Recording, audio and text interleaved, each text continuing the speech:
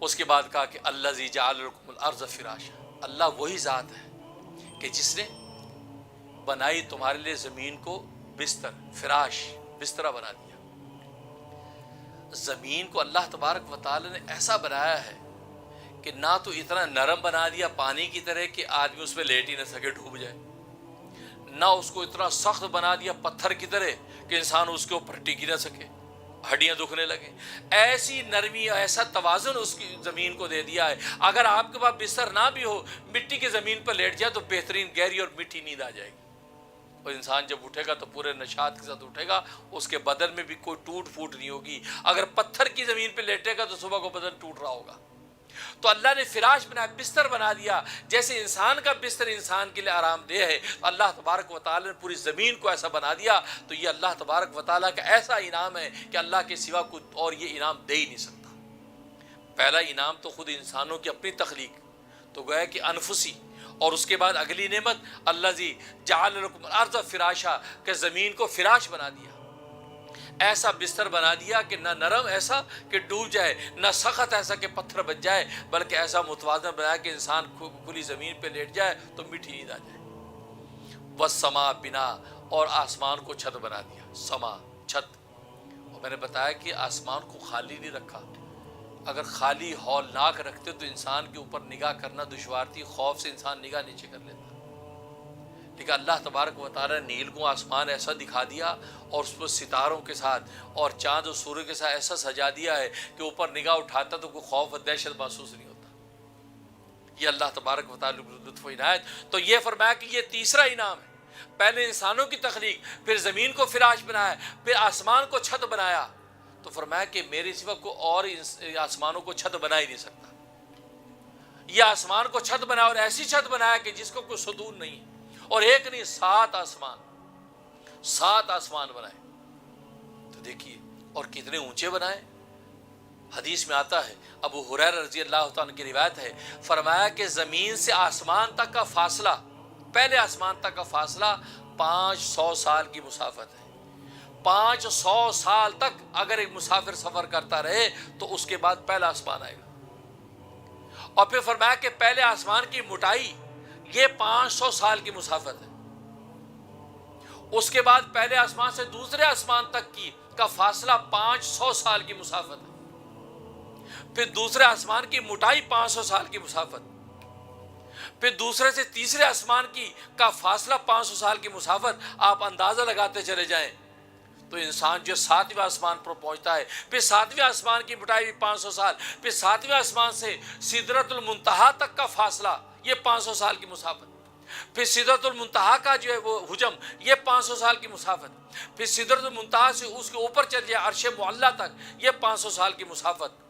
اندازہ کر لیجئے کتنا طویل ترین سفر ہے، لیکن ایک ستون نہیں ہے، بغیر ستون کے سارے آسمان قائم ہیں۔ فرمایا کہ یہ وہ کمال ہے کہ جو میرے علاوہ کوئی ظاہر نہیں کر سکتا۔ جب نہیں ظاہر کر سکتا تو میں وہ واحد ذات ہوں جو سجدے کے لائق ہے، میرے علاوہ کوئی اور ذات سجدے کے لائق ہو نہیں سکتی۔ اس لیے والسماء بنا، اور آسمان کو چھت بنایا۔ وانزل من السماء ماء، اور آسمان سے پانی اتارا۔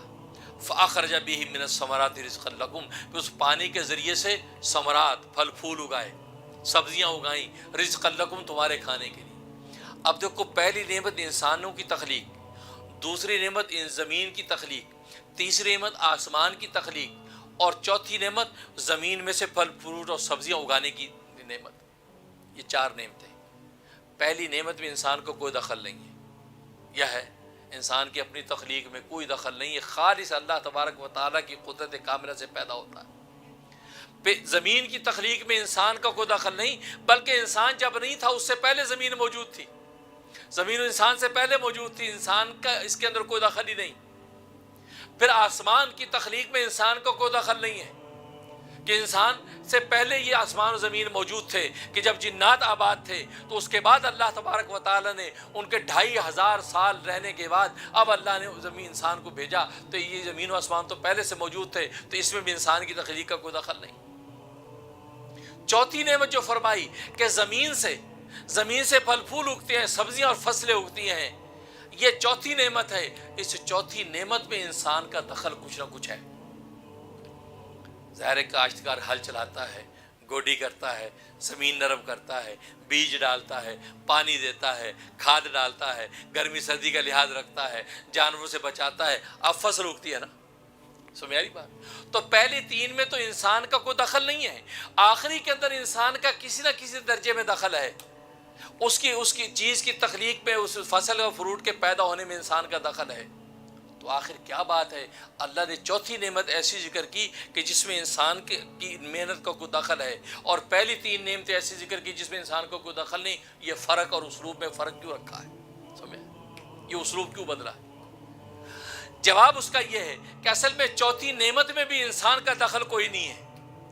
چوتھی نعمت میں بھی انسان کا دخل کوئی نہیں ہے، اس لیے کہ انسان کا کام بیج ڈالنا ہے، اس کو اگانا نہیں ہے. سبزیاں اگ جانا، پھل اگ جانا، درخت اگ جانا، کومپل نکل آنا، پھول پیدا ہو جانا، اس میں انسان کو کوئی دخل نہیں. انسان کا دخل اس محنت میں اتنا ہی ہے کہ انسان رکاوٹوں کو دور کرتا ہے، ہل چلا کر رکاوٹیں دور کرتا ہے، زمین کو نرم کرتا ہے تاکہ کمزور کومپل جو نکلے وہ آسانی سے نکل کے اوپر آ جائے. بس اتنا ہی کام کرتا ہے. انسان کی نعمت اتنی، محنت اتنی ہے کہ رکاوٹیں دور کرتا ہے، پتھر روڑ جھاڑیاں ہٹا دیتا ہے، زمین کو گوڈی کر کے نرم کر دیتا ہے، بیج ڈال دیتا ہے. بیج ڈالنے کے بعد اس کو اگا دینا یہ اللہ کا کام ہے، کسی اور کا کام نہیں. اس لیے قرآن میں اللہ نے دوسرے مقام پہ کہا اَأَنْتُمْ تَزْرَعُونَهُ أَمْ نَحْنُ الزَّارِعُونَ. سورہ واقعہ میں فرمایا کیا تم کھیتیاں اگاتے یا ہم اگاتے ہیں؟ تو بظاہر کاشتکار سمجھتا ہے کہ میں اگاتا ہوں. میں تم اگاتے نہیں، تم تو زمین نرم کر کے موانع کو ہٹاتے ہو، جانوروں سے بچاتے ہو، ان رکاوٹوں کو ہٹانا بس تیرا کام ہے. اتنی سی تیری محنت ہے، اصل اگانے کا کام تو میں کرتا ہوں. اگر تیرے اختیار میں اگانا ہوتا تو پھر ہر کاشتکار اپنی جو ہے فصل اگا لیتا. کتنے کاشتکاروں کی فصلیں اگتی نہیں ہیں، بیج بھی ڈالتے ہیں، محنت بھی کرتے ہیں، پانی بھی دیتے ہیں، مناسب روشنی ہوا بھی دیتے ہیں، اس کے باوجود اگتی نہیں ہے. معلوم ہے کہ اگانا اصل میں میرا کام ہے، اگانا تیرا کام نہیں. تو گویا کہ چوتھی جو نعمت تھی اس نعمت میں بھی حقیقت میں انسان کو کوئی دخل نہیں ہے. وہ انسان کی محنت اتنی ہے کہ بس وہ روڑ پتھر دور کر دیتا ہے، جھاڑیاں صاف کر دیتا ہے، لیکن حقیقت میں فصل کو اگانا یہ صرف اللہ تبارک و تعالیٰ ہی کا کام. اسے فاخرج بہ من السماوات، پھر نکالا اللہ نے. تو اللہ نے اپنی طرف نسبت کی کہ ان فصلوں کو نکال دینا زمین میں سے یہ میرا کام ہے، کسی اور کا نہیں. یہ حکمت اللہ ہی جانتے ہیں. اس لیے فرمایا کہ فاخرج من الثمرات رزقا لکم، کیونکہ چاروں کی چاروں وہ نعمتیں اللہ نے ذکر کی ہیں یہ اللہ تبارک و تعالیٰ کے ذات کے ساتھ خاص ہیں، کوئی دوسرا اس کو کر ہی نہیں سکتا. اور جب کر نہیں سکتا تو عبادت کے لائق وہی ذات ہوتی ہے کہ جو وہ تمہارے ساتھ احسان کرے، جو احسان کو دوسرا کر ہی نہیں سکتا وہ عبادت کے لائق، اور وہ صرف اور صرف اللہ کی ذات ہے.